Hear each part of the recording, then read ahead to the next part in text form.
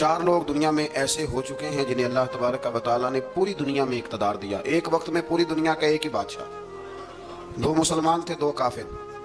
مسلمانوں میں حضرت سلیمان علیہ السلام اور جناب ذوالقرنین علیہ السلام، اور کافروں میں بخت نصر اور نمرود۔ یہ 2 لوگ ہیں جنہیں اللہ نے پوری دنیا میں اقتدار دیا، اور پھر اس کے بعد آنے والے وقت میں اللہ تعالیٰ امام مہدی کو سارا اقتدار عطا فرمائے گا پوری دنیا کا۔ حضرت ذوالقرنین کے بارے میں 2 روایات ہیں، ایک تو یہ ہے کہ وہ نبی تھے اور ایک یہ ہے کہ نہیں وہ ولی تھے، لیکن مجھے حضرت مولا علی شیر خدا رضی اللہ تعالیٰ عنہ کا قول ملا ہے جس میں آپ نے فرمایا کہ نہیں وہ نبی نہیں تھے، تو اس لیے میرا نظریہ یہی ہے کہ وہ اللہ کے ایک نیک بندے تھے۔ اللہ نے انہیں پوری زمین میں اقتدار دیا۔ وہ ایک مہم پہ نکلے، ان کا ارادہ بنا کہ میں ذرا دنیا کا چکر لگاؤں، تو انہوں نے سفر شروع کیا کہ میں دیکھوں ذرا سورج غروب کہاں ہوتا ہے۔ تو فرماتے میں پہنچا، بڑا گیا، لیکن میں اس مقام تک پہنچ گیا جہاں سورج غروب ہوتا ہے، تو پھر میں نے دیکھا کہ ایک سیاہ کنواں ہے جس کے اندر جا کے وہ چھپ گیا ہے، لیکن رب کریم کی اس حقیقت تک میں پہنچ سکا نہیں۔ پھر آپ فرماتے ہیں کہ میں آگے نکلا تو مجھے ایک قوم کے بارے میں بتلایا گیا جو بڑی خونخوار قوم تھی، بڑی خونخوار، اس کو یاجوج اور ماجوج کہا جاتا ہے۔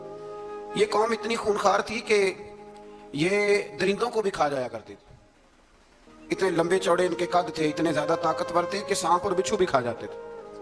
یہ نکلا کرتے تھے سبزے کے دنوں میں تو ساری کھیتیاں اجاڑ جاتے تھے، ہر چیز تباہ کر جاتے تھے، حتیٰ کہ انسانوں تک کو کھا جاتے تھے۔ تو حضرت ذوالقرنین جب وہاں پہنچے، اللہ تبارک و تعالیٰ نے انہیں ان مظلوم لوگوں کا مددگار بنایا جن پر یاجوج اور ماجوج کی قوم ظلم کرتی تھی۔ انہوں نے آپ سے کہا کہ حضور مہربانی فرمائیں، اس قوم سے تو ہماری جان چھڑائیں۔ آپ نے فرمایا تم میری مدد کرو۔ انہوں نے کہا حضور کس طرح؟ فرمایا بس جسمانی طور پر میری مدد کرو۔ تو آپ نے پھر وہاں ایک دیوار بنائی، ایک دیوار لوہا کاٹ کر، سیسا پگھلا کر، پتھر ڈال کر ایک بڑی موٹی تازی دیوار بنائی، اور اتنی اونچی بنائی، اور پھر اس کے چاروں جانب آگ جلائی تاکہ وہ لوہا اس طرح پگھل جائے کہ وہ دیواروں کے ساتھ چپک جائے، تاکہ کوئی آدمی پیر رکھنا چاہے تو پیر رکھ کے اس پہ چڑھ نہ سکے۔ آپ نے وہ دیوار بنائی۔ اب اس قوم کا حال یہ ہوا کہ وہ اس کے اندر قید ہیں، وہ صبح جب اٹھتے ہیں تو اس کو توڑنا شروع کرتے ہیں، توڑتے رہتے ہیں، تو جب شام ہوتی ہے تو ان میں سے ہر روز ایک شخص کہتا ہے اتنی رہنے دو باقی کل کریں گے، لیکن جب وہ سویرے اٹھتے ہیں تو اللہ تعالیٰ اس دیوار کو پھر سے مضبوط فرما دیتا ہے۔ نبی کریم علیہ السلام نے فرمایا قرب قیامت میں ایک وقت آئے گا، قیامت کے قریب جا کے ایک ٹائم ایسا آئے گا کہ اس مخلوق میں سے ہی ایک شخص پکارے گا اور پکار کے کہے گا کہ اب سو جاؤ انشاءاللہ۔ اللہ ان کی زبان پہ جاری کہے گا اب سو جاؤ اور سویرے انشاءاللہ یہیں سے شروع کریں گے۔ تو فرمایا وہ چونکہ انشاءاللہ کہیں گے تو پھر اللہ تبارک و تعالیٰ اگلے دن اس دیوار کو وہیں پہ رکھے گا جہاں رات کو انہوں نے اسے چھوڑا تھا۔ اگلے دن وہ توڑیں گے تو دیوار ساری ٹوٹ جائے گی، اور پھر اللہ تبارک و تعالیٰ کا فضل ہوگا تو مسلمان کی طرف وہ بڑھیں گے، وہ قتل و غارت کریں گے، پھر سے وہی درندگی کریں گے، تو پھر حضرت عیسیٰ علیہ السلام ان کے لیے دعا کریں گے۔ تو دعا کا یہ حال ہوگا کہ ان کے وجود پر کچھ ایسی چیزیں برآمد ہوں گی جن کی وجہ سے وہ مر جائیں گے، ختم کر دیے جائیں گے، قیامت کے قریب جا کے وہ دوبارہ آئیں گے۔ اس کے بعد پھر اللہ تبارک و تعالیٰ نے سورہ کہف کی آخری آیات میں 7 سمندر اور ان جیسے اور بھی آ جائیں، فرمایا 7 سمندر ہوں اور ان جیسے اور بھی آ جائیں اور مل کر وہ روشنائی بن جائیں تو میرے رب کے کلمات ختم ہونے سے پہلے سمندر ختم ہو جائیں گے۔ اور آخری آیت میں اللہ تعالیٰ نے فرمایا کہ رسول صلی اللہ تعالیٰ علیہ وسلم آپ کہہ دیجئے کہ میں تمہاری طرح ہی ایک بشر ہوں، انا بشر مثلکم، میں بھی تمہاری طرح ایک۔ اب مثلکم کا بہت سارے لوگوں نے ترجمہ اپنی طرح کا کر لیا ہے، حالانکہ حضور صلی اللہ تعالیٰ علیہ وسلم نے فرمایا کہ بشر ہونے میں تمہاری طرح ہوں، رسول ہونے میں تمہاری طرح نہیں، اللہ کا حبیب ہونے میں تمہاری طرح۔ اور وہ یہ جو میں کہہ رہا ہوں نا نہیں، تو یہ صحیح بخاری کے لفظ ہیں۔ حضور نے فرمایا ایکم مثلی، کون ہے تم میں جو میری طرح ہو، یہ صحیح بخاری کے لفظ ہیں۔ اللہ تبارک و تعالیٰ سمجھنے کی توفیق عطا فرمائے۔ پھر اس سے آگے سورہ مریم شروع ہوتی ہے۔ اس صورت میں اللہ تبارک و تعالیٰ نے حضرت زکریا علیہ السلام کا ذکر فرمایا ہے کہ وہ لا ولد تھے اور بڑھاپے کی عمر کو پہنچ چکے تھے۔ انہوں نے اللہ تعالیٰ سے اولاد کی دعا کی جو ان کا اور آل یعقوب کا وارث ہو، تو اللہ تعالیٰ نے انہیں بیٹے کی بشارت عطا فرمائی جس کا نام انہوں نے یحییٰ رکھا، بلکہ یہ نام انہوں نے پہلے سے رکھ لیا تھا، یہ یحییٰ نام انہوں نے پہلے سے رکھ لیا تھا۔ مجھے اب لوگ کس سینس میں مسئلہ پوچھتے ہیں یہ نہیں مجھے پتا، لیکن مجھ سے ایک دوست نے کچھ دن پہلے پوچھا کہ پیدائش سے پہلے بچے کا نام رکھنا جائز ہے، تو میں نے انہیں کہا کہ ہاں آپ سورہ مریم پڑھیں گے تو آپ کا اندازہ ہوگا کہ حضرت زکریا نے بیٹے کا نام پہلے ہی رکھ دیا تھا، کیونکہ انہیں یقین کامل تھا کہ رب کریم مجھے بیٹا ہی عطا فرمائے گا۔ تو حضرت یحییٰ علیہ السلام کو اللہ تعالیٰ نے بچپن میں ہی نبوت عطا کی اور کتاب دی۔ ان کے اوصاف یہ بیان کیے کہ وہ पाकीज़ा और मुत्तकी थे, माँ बाप के साथ नेकी करने वाले थे पर सरकश नहीं थे। इन पर सलाम हो जब वो पैदा हुए और इन पर सलाम हो जब उनकी वफात हुई और क़यामत के दिन जब उन्हें उठाया जाएगा। इससे मालूम हुआ कि नबी करीम अलैहिस्सलाम पर या किसी भी नबी पर सलाम भेजना और उस दिन पर सलाम भेजना जिस दिन अल्लाह ताला ने उन्हें पैदा फरमाया है, ये कुरान मजीद से साबित है। यानी आप ये कह सकते हैं कि जिस सुहानी घड़ी चमका तैबा का चाँद, उस दिल अफरोज साथ पे, दिल अफरोज साथ पे, तो ये ऐन कुरान मजीद है कि जिस दिन वो पैदा हुए उस दिन उन पर सलाम। अल्लाह ताला समझने की तौफीक अता फरमाए। फिर इससे आगे चलकर हजरत मरियम सलामुल्लाह अलैहा का जिक्र है कि उनके पास फरिश्ता आया। हम तीसरे पारे में भी उनका जिक्र पढ़ आए। फिर एक आधा और जगह पे भी इशारतन किनायतन उनका तज़किरा आया कि उनके पास फरिश्ता इंसानी शक्ल में आया और फरिश्ते ने आके कहा कि मैं आपको बेटे की बिशारत देने आया। कहने लगी मेरे पास कैसे बेटा आएगा, मुझे तो किसी मर्द ने छुआ ही नहीं। तो फरमाया रब ऐसे ही करता है जब वो किसी काम का इरादा फरमा लेता है। तो हजरत मरियम के यहाँ अल्लाह तबारक व तआला ने हजरत ईसा अलैहिस्सलाम की विलादत फरमाई। हजरत ईसा बगैर बाप के पैदा हुए और हजरत आदम अलैहिस्सलाम बगैर माँ बाप के पैदा हुए। तो ये अल्लाह की कुदरत की निशानी है। अब हजरत ईसा अलैहिस्सलाम की जब विलादत हुई तो ये आपका मुअज्जा और हजरत मरियम की करामत सामने आई कि आप एक खुश्क खजूर के नीचे बैठी तो अल्लाह ताला ने उसे सरसब्ज़ शादाब कर दिया और आप उसको हिलाती थी तो वो खजूरें गिरती थी। बड़ी परेशान थी आपके कौम के सामने क्या मुंह लेके जाऊंगी, लोग क्या कहेंगे। लोगों के लिए इल्ज़ाम लगाना, प्रोपेगेंडा करना तो बड़ा ही आसान काम है। दो ही तो काम दुनिया में आसान है, एक बदगुमानी करना और एक गीबत करना। और इतना मज़ेदार काम है कि आप सारी दिहाड़ी कराएं। कोई बंदा थकने को तैयार है, माज़अल्लाह सुम्मा माज़अल्लाह सारा दिन, और अगर आप कहें कि अल्लाह का जिक्र करो, तस्बीह ले लो, सिर्फ 500 दफ़ा दुरूद पढ़ लो तो फिर क्या बनेगा, काम याद आ जाएगा। बहुत सारे लोग निकल लेंगे। कभी कभी कुछ चीज़ें बड़ी याद रह जाती हैं। एक शायर ने एक शेर कहा था, मेरी थोड़ी सी शेरी ज़ौक़ है तो मुझे दिलचस्पी है, रह जाती हैं कुछ बातें ज़हन में। एक दफ़ा हमारे एक दोस्त के बारे में कुछ प्रोपेगेंडा होने लगा तो मैंने उन्हें एक शेर लिख के भेजा, मुझे याद था। मैंने एक शेर लिखा, किसी शायर ने कहा था कि मखलूक तो फनकार है इस दर्जा के पल भर में, संगे दरे काबा से भी असनाम तराशे। काबे के अंदर से मिट्टी लेके लोग बुत बना लेते हैं और अल्लाह का शरीक बनाते हैं। तो कहने लगा शायर के मखलूक तो फनकार है इस दर्जा के पल भर में, संगे दरे काबा से भी असनाम तराशे। तुम कौन हो, क्या चीज है दागे कबाबी। लोगों ने तो मरियम पे भी इल्जाम तराशे। लोग तो मिनट लगाते हैं, वो जो रही मस्जिद में, पली मस्जिद में, लोगों ने इल्जाम लगाने का वक्त आया तो इल्जाम लगा दिया, सैयद आयशा सिद्दीका पे लगा दिया। सिद्दीक की बेटी और सिद्दीका, आप सोच सकते हैं कि लोग कहां तक जाते हैं और बातें कहां तक पहुंचती हैं। तो ये मेरे रब करीम का फजल और करम है कि जनाब मरियम की बारात का ऐलान भी कुरान ने किया और हजरत आयशा सिद्दीका की बारात का ऐलान भी कुरान पाक ने फरमाया, ये भी कुरान मजीद ने फरमाया है। और कल परसों भी बात हो रही थी हजरत यूसुफ अलैहिस्सलाम की, तो इल्जाम तो लगते रहते हैं। तो मैंने उस दिन भी सवाल किया था, फिर दोहराता हूं कि गलती क्या थी हजरत यूसुफ की। कभी कुआं अंधेरा, कभी भाइयों के थप्पड़, कभी मिस्र का बाजार। और जरा सोचो तो सही, जब बोलियां लगती हैं इंसान की तो क्या हाल होता है। और फिर जरा ये भी तो देखो ना कि जब जुलेखा ने इल्जाम लगाया तो फिर क्या हाल है, और फिर 12 साल की जेल। पर रब फरमाते हैं शाने मैंने यूसुफ को ही अता फरमाई। तो हजरत मरियम सलामुल्लाह अलैहा जब वो बेटा लेके गई उनके पास तो उन्होंने कहा ये कहां से आ गया। तो आप फरमाने लगी मैंने तो चुप कर रोजा रखा हुआ है, इसी से पूछ लो ये कहां से आया है, यही बताएगा। पंगूड़े में थे हजरत ईसा अलैहिस्सलाम, पंगूड़े में। तो कुरान मजीद कहता है, कहने लगे काला इन्नी अब्दुल्लाह। हजरत ईसा बोले और बोल के कहने लगे मैं अल्लाह का बंदा हूं। और आतानी अल किताब, खाली नहीं आया, किताब साथ लेके आया हूं। वजअलनी नबिय्या, और उसने मुझे नबी बना के भेजा है। तो हजरत ईसा अलैहिस्सलाम पंगूड़े में है तो कलाम फरमा रहे हैं, अपने नबी होने का ऐलान फरमा रहे हैं। अब उस बंदे के करीब जाके उससे सवाल करने को दिल नहीं करता जो नबी पाक के बारे में कहता है 40 साल के बाद नबी बने। यहां पंगूड़े में हजरत ईसा कलाम करें पंगूड़े में, और वो पंगूड़े में कहे मैं नबी हूं। और तो अपने रसूल के बारे में ये कहे कि बकरियां चला रहे थे तो माशाअल्लाह उन्हें पता ही नहीं था कि मैं नबी बन जाऊंगा। ऐसी कोई बात नहीं। आला हजरत फरमाते हैं अल्लाह अल्लाह वो बचपने की फबन, यानी बचपन में भी रंग ढंग निराले थे मेरे रसूल।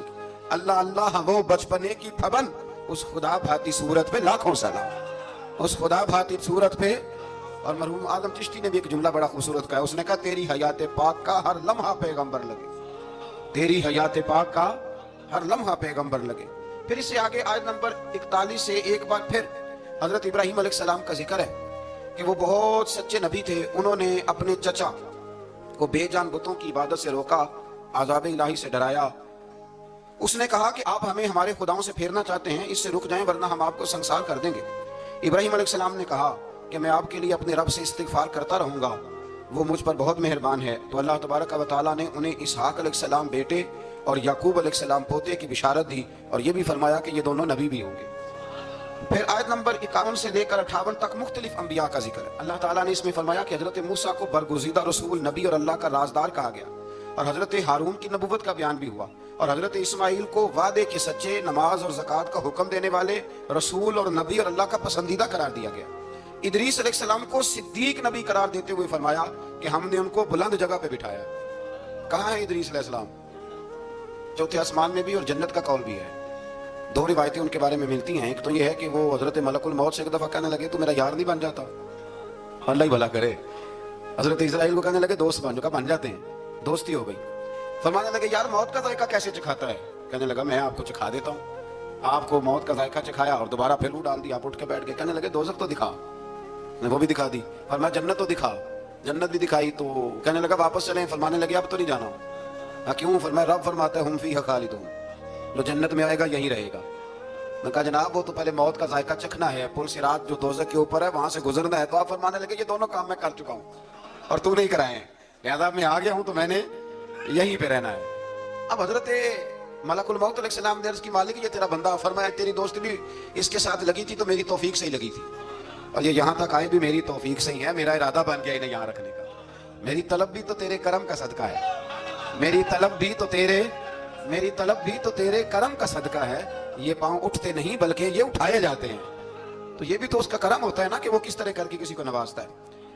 आयत नंबर 59 में अल्लाह ताला के फरमाबरदार और सरकश बंदों के अहवाल और जो उनके आखिरत में अहवाल होंगे उनका जिक्र किया गया है। आयत नंबर 66 में बताया गया है कि मुनकरीन आखिरत हयात बादुल मौत के बारे में हमेशा शक में मुब्तला रहे। इन्हें यकीन होना चाहिए कि मरने के बाद दोबारा वही खालिक जिंदा करेगा जिसने पहली बार बगैर किसी नामो निशान के पैदा। आयत नंबर 76 में बताया कि जो लोग गुमराही में मुब्तला हैं इनके इब्तिला में इजाफे के लिए मोहलत की मुद्दत बढ़ा दी जाती है, और जो हिदायत याफ्ता हैं इनको मजीद इस्तिकामत नसीब होती है। अल्लाह के यहाँ सवाब और अंजाम खैर के एतबार से बाकी रहने वाली नेकियां सबसे ज्यादा बेहतर। ऐसी नेकियां करें जो बाकी रहें हमेशा। क्या कहते हैं? सदका जारिया। आयत नंबर 81 में फरमाया कि मुशरिकीन इस उम्मीद पर अल्लाह के सिवा माबूदाने बातिल की इबादत करते हैं कि मुश्किल में इनकी मदद करेंगे। फरमाया हरगिज नहीं, वो इनके दुश्मन बन के इबादत का इनकार करेंगे। आयत नंबर 88 में बताया कि कुफार ने अल्लाह की तरफ औलाद की निस्बत करके निहायत सख्त बात की। ये तो इतना संगीन जुर्म है कि इससे आसमान फट पड़े, जमीन शक हो जाए और पहाड़ रेजा रेजा हो जाएं। मजीद फरमाया कि आसमान और जमीन में जो कोई भी है सब अल्लाह के हुजूर बंदे बन के हाजिर होंगे। आयत नंबर 97 में फरमाया जो लोग ईमान लाए और नेक काम किए अनकरीब रहमान लोगों के दिलों में उनकी मोहब्बत पैदा फरमा दे। ये जो शिर्क वाला मामला है ना, ये बड़ा सादा सा है। कुछ लोग आज नए फलसफी उठे हैं तो वो कुछ अजीबो गरीब सी बातें दहरियों जैसी करने लगे हैं, और बाज़ मज़ामीन हम देखते हैं ताज़े जो छपते हैं उनके अंदर भी वो इशारतन किनायातन मज़हब की बुनियाद पर तकसीम नहीं होनी चाहिए। इंसान बैसियत इंसान काबिल तकरीम है। तो एक बात समझ लें कि जो मकान की रजिस्ट्री आपके नाम है अगर कोई और दावा करे उसका तो आपको बर्दाश्त है? ये हो नहीं ना सकता मियाँ। मुल्क में वजीर कई हो सकते हैं पर वजीर आजम एक होता है, इसको समझ लें। तो जब अल्लाह की तौहीद में किसी को शरीक ठहराता है तो बहुत बड़ा जुर्म करता है, वो बहुत बड़ा जुर्म करता है। यूं समझ लें कि जैसे आपकी 5 मरले की जमीन पे कोई आके कब्जा करे उसे मार देने को दिल करता है। इसलिए ये सारी जमीन रब करीम की है, आसमान और जमीन का खालिक और मालिक है। तो शिर्क नापसंदीदा बात, नापसंदीदा। सूरह ताहा शुरू होती है। इस सूरह ताहा में नबी पाक सल्लल्लाहु अलैहि वसल्लम को रब करीम ने फरमाया कि महबूब कुरान इसलिए नाजिल नहीं किया था कि आप मुशक्कत में पड़ जाए। नबी करीम लंबी लंबी नमाजें पढ़ते थे, लंबी लंबी। तो कुरान मजीद ने कहा ताहा मा अनज़लना अलैकल कुरान लितश्का, महबूब कुरान इसलिए नाजिल नहीं किया कि आप मुशक्कत में पड़ जाए। हुजूर लोगों को बड़ी जद्दोजहद के साथ दीन की तरफ बुलाते थे, तो कहा महबूब कुरान इसलिए नाजिल नहीं किया था कि आप मुशक्कत में पड़ जाए। आप तो मुशक्कत करने लग गए। वो यार रब अपने महबूब को कह रहा है, जैसे सूरह मुज़म्मिल में बात हुई ना कि महबूब थोड़ा आराम भी फरमा लिया करो, महबूब थोड़ा आराम भी फरमाए। फिर फरमाया कि ये कुरान नसीहत के लिए नाजिल हुआ है और अल्लाह ज़ाहिर और बातिन सबको जानता है और वो वहदहु ला शरीक है और सारे अच्छे नाम उसी के। आयत नंबर 10 में फरमाया कि मदियन से वापसी के सफ़र के दौरान मूसा अलैहिस्सलाम इस वाक़े का बयान किया कि वो अपनी जगह पर रुके हुए थे, तो वहीं उन्हें गैब से निदा आई कि मूसा मैं आपका रब हूँ, आप वादी मुकद्दस में हैं तो अदबन अपने जूते उतार दीजिए, मैंने आपको चुन लिया है। मेरे पैगामे वही को तवज्जो से सुनिए, मैं अल्लाह वहदहु ला शरीक हूँ, मेरी बंदगी के लिए, मेरी याद के लिए नमाज कायम कीजिए, क़यामत आने वाली है उसी की तरफ आप तवज्जो फरमाइए। इसी मौके पर आपको जो मोजज़ात अता किए गए उनका भी जिक्र है, और वो हम पीछे बहुत सारी जगहों पे उसका जिक्र कर आए कि अल्लाह ताला ने उनको एक ऐसा आसा अता फरमाया था कि वो एक दम में ही बहुत बड़ा अजदहा बन जाया करता था। और फिर हजरत सैयदना मूसा अलैहिस्सलाम अपना हाथ गिरेबान में डाल के निकालते थे तो आफताब की तरह रोशन हो जाता। इकबाल कहते हैं यदे बैजा लिए बैठे हैं अपनी आस्तीनों, यदे, हाँ यदे बैजा लिए, चमकते हुए हाथ हैं इनके, तो ये अपनी आस्तीनों में छुपा के बैठे हैं। पर इकबाल ने ये वलियों के लिए कहा है, न पूछ इन खिर कपोशों की, इरादत हो तो देख इनको, इरादत हो तो मोहब्बत के साथ देख, तनकीद के साथ तो पता है फिर बंदे को कोई शय नहीं मिलती, आंखें गुंग हो जाती। इरादत हो तो देख इनको, यदे बैजा लिए बैठे हैं अपनी आस्तीनों में। फिर अल्लाह ताला ने ना हजरत मूसा अलैहिस्सलाम को हुक्म दिया था कि फिरौन को दावत दें, तो हजरत मूसा ने दुआ मांगी जो आयत नंबर 25 और 28 में मौजूद है, रब्बि शरह ली सदरी वयस्सिर ली अमरी वहलुल उक़दतम मिन लिसानी यफ़क़हू क़ौली, ऐ मेरे रब मेरे लिए मेरा सीना खोल दे, मेरे लिए मेरा काम आसान कर दे, मेरी जुबान की गिरा खोल दे ताकि वो लोग मेरी बात को समझ सके। ये आपने दुआ फरमाई। और आगे जाके मजीद आपने इल्तिजा की कि मेरे खानदान में से मेरे भाई हारून को इस मिशन में मेरा वजीर बना दे ताकि मुझे तकवीयत मिले और इसे मेरा शरीक कार बना दीजिए। अल्लाह ताला ने उनकी इस दुआ को कबूल फरमा लिया। आयत नंबर 38 से हजरत मूसा अलैहिस्सलाम की पैदाइश का जिक्र होता है और ये तकरीबन आयत नंबर 76 तक चलता है। वाकया आपने पहले भी सुना हुआ है, अपने लफ्जों में मैं भी अर्ज किए देता हूँ। फिरौन को उसने वो ख्वाब देख लिया था कि एक सितारा उठेगा और फिर वो गिरेगा तो मेरी सारी सल्तनत को तबाह कर देगा। नजूमियों से उसने पूछ लिया, उसने कहा कि एक बच्चा पैदा होगा जो तेरी सल्तनत को तबाह करेगा। चाहिए तो ये था कि वो तौबा करता, लेकिन उसने क्या किया कि उसने बच्चों को कत्ल कराना शुरू किया। युज़ब्बिहूना अबनाअकुम, ज़िबा करा देता था तुम्हारे बेटों और बच्चियों को वो जिंदा रखता था। अल्लाह तबारक व तआला की कुदरत देखिए, रब बड़ा ही करीब है। आप यकीन करें मौला के देने के अनोखे अंदाज हैं। यानी हजरत मूसा को तूर के पास आग लेने जाए तो अल्लाह तबारक व तआला पहली वही फरमा के नबी बना ले। भाई हजरत यूसुफ को कुएं में डाले तो रब वहां से निकाल के मिस्र का हुक्मरान बना दे। वो बड़ा ही बेनियाज है। मौला के देने के अंदाज बड़े ही अनोखे हैं, वो बड़े अनोखे अंदाज में नवाजता है। तो हजरत मूसा जब पैदा हुए तो उनकी वालदा ने पता क्या किया, उनको एक संदूक में बंद करके दरिया में बहा दिया। अब दरिया में बहते जा रहे हैं तो माँ की तो परेशान भी हो गई। उनकी हमशीरा को कहने लगी जरा ध्यान रखना किधर जाते हैं। हजरत मूसा अलैहिस्सलाम दरिया में बहते बहते ना फिरौन ने ना दरिया के किनारे मकान बनाया हुआ था। आपको पता है बादशाहों का ज़ौक होता है। आजकल हमारे जो हुक्मरान हैं उन्होंने उसका नाम फार्म हाउस रखा हुआ है, मेरा फार्म हाउस। और पुराने जमाने में लोग डेरा कहते थे, तो उसने भी इस तरह का फार्म हाउस बनाया हुआ था। वहां पे हजरत मूसा अलैहिस्सलाम तैरते हुए ताबूत के अंदर संदूक के अंदर जा रहे हैं। फिरौन और उनकी बीवी हजरत आसिया बे औलाद थी, बड़ी तड़प थी बेटे की, वो भी वहां खड़ी थी। संदूक तैरता हुआ आया तो फिरौन ने कहा कि जाओ पकड़ के लाओ देखो क्या है। जब वो लेके आए ना तो आपकी हमशीरा जो निगरानी कर रही थी परेशान होगी कि ये तो उसके हाथ लग गए, ये तो अब मार डालेगा। लेकिन जब खूबसूरत और चमकता हुआ बच्चा देखा तो बीबी आसिया कहने लगी ये बनी इसराइल का है ही नहीं, ये तो पता नहीं कहां से बहता हुआ यहाँ आ गया है। तुम ऐसे ही छोड़, ये पता नहीं कहां से रख ना ले, रख ना ले। तो हजरत मूसा अलैहिस्सलाम वो कहने लगा नहीं उन्हीं के हैं, मूसा अलैहिस्सलाम उसी के हैं। तो आसिया कहने लगी तेरे तो सर पे ना बस भूत ही सवार हो गए, हर वक्त वही लोग तुझे याद रहते हैं, पता नहीं कहां से बह के आया।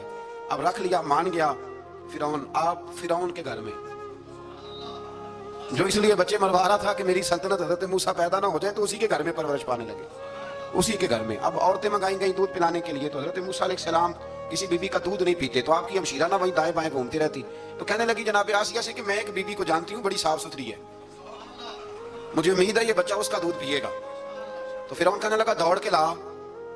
तो अपनी वालदा को लेके आई तो हजरत मूसा ने फौरन दूध पीना शुरू कर दिया। फिरौन को फिर थोड़ा शक हुआ। एक रवायत यूं भी लिखी है बाज लोगों ने कि फिरौन एक दिन उठाया हुआ था हजरत मूसा की, अभी थोड़ी सी उम्र थी, तो आपने उसकी दाढ़ी पकड़ के तो एक घूंसा दे मारा। जलाली तो शुरू से है ना। तो कहने लगा आसिया तू मान ना मान ये बच्चा वही है। तो हजरत बीबी आसिया कहने लगी कि तुझे गलत फहमी है, ये वो नहीं है। उसने कहा देखो ना, ये तू उठाती है तो प्यार करता है और मेरे जब करीब आता है तो इसके लबो लहजे में मैं तलखी महसूस करता हूँ। उसने कहा बच्चों को क्या पता। खैर एक तरफ उसने खाने पीने की चीजें रख दी, एक तरफ अंगारे रख दिए। वो भी हजरत आसिया कहती है कि तुझे समझ आए बच्चे बच्चे होते हैं। हजरत मूसा बच्चे तो थे, पर थे तो अल्लाह के नबी ना, अल्लाह के नबी थे। जब उसने कहा ना ये बच्चे हैं, तो हजरत मूसा अलैहिस्सलाम बजाए अंगारों की तरफ जाने के नबी थे, वो सीधे खाने पीने वाली चीजों की तरफ बढ़ने लगे। फिर उन कहने लगा आप बता। अल्लाह ताला ने हजरत जिब्रील को भेजा, उन्हें कहा इधर नहीं जाना, आप उधर जाइए। तो आप आग की तरफ गए और एक कोयला उठा के जुबान पे रख लिया। तो आसिया कहने लगी समझ आई, बच्चे को क्या पता किधर जाना है किधर नहीं जाना। अगर वो इतना ही ख्याल होता, वही बच्चा होता तो आग। और बाद मुफस्सिरीन ने लिखा है ये जो हजरत मूसा दुआ मांगते थे ना रब्बी शरह ली सदरी वयस्सिर ली अमरी, ये वो आग का अंगारा जब कोयला मुंह में रखा था ना तो उसकी वजह से जुबान में कुछ लुकनत आ गई। तो आप दुआ करते थे कि या अल्लाह मेरी जुबान की वो बंद गिरा खोल दे। تاکہ میں کھل کے فرعون کے سامنے بات کر سکوں. وہیں حضرت موسیٰ پلنے لگے, وہیں پلے, وہیں جوان ہوئے, وہیں اللہ نے ساری دولتیں دی, بہن بھی ملی, ماں بھی ملی, اور سارے عزیزوں کا پیار بھی ملا. اسی گھر کے اندر اللہ نے پرورش کر کے فرعون کے ظلم سے بنی اسرائیل کو نجات عطا فرمائی. آج نمبر 77 سے موسیٰ علیہ السلام کو حکم ہوا کہ راتوں رات بنی اسرائیل کو لے کے نکل جائیں. انہیں اللہ کی طرف سے یقین دلایا گیا کہ ان کے لیے سمندر میں خشک راستہ نکال لیا جائے گا. فرعون نے ان کا تعاقب کیا اور سمندر میں غرق کر دیے گئے. اس مقام پر اللہ تعالیٰ نے بنی اسرائیل پر اپنے احسانات کا ایک بار پھر ذکر فرمایا. حضرت سعد بن ابی وقاص رضی اللہ تعالیٰ عنہ بھی ایک دن جہاد کے لیے نکلے تو رستے میں سمندر آ گیا. حضرت موسیٰ کی قوم کو نا سمندر نے رستہ دیا تھا, تو جناب سعد بن ابی وقاص سمندر کے کنارے کھڑے ہو کے اب وہ لوگ پوچھنے لگے حضور کیا کرنا ہے؟ فرمایا کرنا کیا ہے, ابھی دیکھیں کیا ہوتا ہے. تو فرمانے لگے وہ سمندر و دریا اگر تو حضرت موسیٰ کی نافرمان قوم کو رستہ دیتا ہے تو ہم تو رسول اللہ کے فرما بردار غلام ہیں, ہمیں بھی رستہ دے. تو 12 رستے بن گئے دریا میں سے. جناب سعد بن ابی وقاص لشکر لے کے گزر گئے, باہر گئے تو ایک دفعہ پھر صحابہ کو یقین دلایا. فرمایا کسی کی کوئی چیز تو نہیں رہ گئی دریا میں؟ دشت تو دشت ہیں, دریا بھی نہ چھوڑے ہم, بحر ظلمات میں دوڑا دیے. اب میں کیا کروں, علامہ اقبال نے ہر جگہ کلام لکھا ہے, ہر جگہ. یہ آپ کو پتہ نا, ایک صاحب مجھے بھی سمجھا رہے تھے, میں نے جنہوں بھی وضاحت کی, میں نے لگے آپ اقبال کی بڑی تعریفیں کرتے ہیں. میں نے کہا مجبوری ہے, وہ کام ہی تعریفوں والے کرتے ہیں تو ہو جاتی ہیں, کیا کیا جائے, عام دام برسر مطلب. تو حضرت سعد بن ابی وقاص نے پوچھا کچھ رہ تو نہیں گیا؟ کہا جناب پیالہ رہ گیا میرا مٹی کا دریا میں. تو حضرت سعد بن ابی وقاص کہنے لگے کوئی مسئلہ نہیں, ہم رسول اللہ کے غلام ہیں. اور اس پر بڑی دلائل ہیں, وقت نہیں ہے, آگے بڑھنا ہے. فرمایا او دریا, او ہمارا پیالہ تو واپس کر دے. تو ایک لہر آئی تو پیالہ بھی کنارے پہ پھینک گئی. تو اللہ تعالیٰ نے حضرت موسیٰ علیہ السلام کو کی قوم کو وہاں سے نجات دی. آیت نمبر 85 سے سامری کا ذکر ہے. سامری ایک جادوگر تھا. جب حضرت موسیٰ علیہ السلام تشریف لے گئے نا کوہ طور پہ, تو اس نے سونے کا ایک بچڑا بنا دیا تھا, اور اس کے منہ میں ایسی تاریں اس نے لگائی تھی کہ جب ہوا چلتی تھی تو وہ تاریں بجتی تھی. مفسرین نے لکھا ہے. تو بنی اسرائیل والوں کو یہ کہتا تھا دیکھو یہ بولتا ہے. تو بڑے کمزور ایمان کے لوگ تھے, اس طرف متوجہ ہو گئے, اس طرف متوجہ ہو گئے. حضرت موسیٰ علیہ السلام واپس آئے تو انہوں نے پوچھا کہ یہ ماجرا کیا ہے. تو اس نے کہا کہ میں نے نا حضرت جبریل علیہ السلام کا گھوڑا جب چل رہا تھا تو ان کے پاؤں سے جو مٹی لگ رہی تھی وہ مٹی میں نے تھوڑی اٹھا لی تھی, اور وہ میں نے اس کے منہ میں رکھی ہے, جس کی وجہ سے اس کے منہ سے آواز ہے. مٹی کب اٹھائی تھی وہ بھی لکھا ہے مفسرین نے کہ حضرت موسیٰ علیہ السلام نے جب کہا نا بنی اسرائیل والوں کو کہ گھوڑے ڈالو اندر, حالانکہ رستے بن بھی گئے تھے, پھر بھی کہنے لگے ایسا نہ ہو کہ اندر جائے تو پانی پھر آ جائے. تو یہ چاہتے نہیں تھے, ڈرتے تھے, کمزور ایمان کے لوگ تھے نا. اصل مسئلہ نا اندر کا ہے. آپ یقین کریں یہ بڑی باکمال بات ہے. میں تو اس نتیجے پہ پہنچا ہوں تھوڑی سی زندگی گزار کے کہ یقین اگر مضبوط ہو نا تو انسان کی زندگی کا ہر کٹھن رستہ آسان ہو جاتا ہے. لیکن جن لوگوں کے اندر مسائل بہت زیادہ ہوتے ہیں ان کے لیے بیرونی کوئی کام کرنا بھی بڑا ہی مشکل ہوتا ہے. تو یہ لوگ کہنے لگے کیسے اندر جائیں گے تو پھر نہ پانی مل جائے. تو حضرت جبریل امین آئے گھوڑی پہ بیٹھے ہوئے, انہوں نے آگے آگے گھوڑی دوڑائی. تو آگے گھوڑی دوڑی تو ان کے گھوڑے خود بخود پیچھے دوڑ پڑے. حضرت سیدنا جبریل کی گھوڑی جہاں پیر رکھتی تھی وہاں سے سبزہ اگتا تھا. سامری جادوگر تھا, حیرت انگیز چیزوں کو جمع کر لیتا تھا. اس نے وہ جمع کر کے رکھ لی اور بچڑا بنا دیا. تو حضرت موسیٰ علیہ السلام نے جب اس سے پوچھا تو اس نے یہ بات بتائی اور کہنے لگا یہ تدبیر مجھے میرے نفس نے سجائی تھی. حضرت موسیٰ نے اس سے کہا تو یہاں سے چلا جا, زندگی میں تیرے لیے وحشت کی سزا ہے اور تیری سزا کا وقت آخرت میں مقرر ہے. اس کے بعد والی آیات میں اللہ تعالیٰ کی وحدانیت, کتاب اللہ کی حقانیت اور اس سے روح گردانی کرنے والوں کے لیے عذاب آخرت کا بیان ہے. وحشت کا بھی عذاب ہوتا ہے کچھ لوگوں کو وحشت کا عذاب یہ ہوتا ہے, یعنی انسان ہر وقت خوفزدہ رہے. آیات بتاتی ہیں کہ اس پر کون سا عذاب ہے, اس پر ایک وحشت طاری رہے. اللہ سے دعا مانگیں اللہ تبارک و تعالیٰ ان ساری آزمائشوں سے ہمیں محفوظ فرمائے. اسی تسلسل میں پھر قیامت اور سور پھونکے جانے کا ذکر ہے. آیت نمبر 105 سے فرمایا کہ لوگ آپ سے پہاڑوں کے متعلق سوال کرتے ہیں, آپ ان سے کہہ دیجئے میرا رب انہیں ریزہ ریزہ کر دے گا اور پوری زمین ہموار میدان کی طرح ہو جائے گی. آیت نمبر 109 میں قیامت کی ہولناکیوں کا ذکر ہوا اور فرمایا آج اللہ کی بارگاہ میں کسی کو مجال شفاعت نہیں ہوگی سوائے اس کے جسے وہ اذن شفاعت عطا کرے اور جس کے قول سے وہ راضی ہو. آیت نمبر 110 سے اکڑی گردنوں کے حی و قیوم کے سامنے جھکنے, ظالموں کے نامراد ہونے اور مومنین صالحین کے کامیاب ہونے کا ذکر ہے. آیت نمبر 114 میں علم میں اضافے کی تعلیم کے لیے دعا ارشاد فرمائی گئی ہے جو بڑی معروف ہے, ربی زدنی علما. آیت نمبر 115 سے اس بات کا ذکر ہے کہ آدم علیہ السلام جو جنت میں درخت کے قریب چلے گئے تو یہ ان کی بھول اور اجتہادی خطا تھی. اللہ نے خود وضاحت فرما دی اور انہوں نے قصدن اللہ کے حکم کی نافرمانی نہیں کی.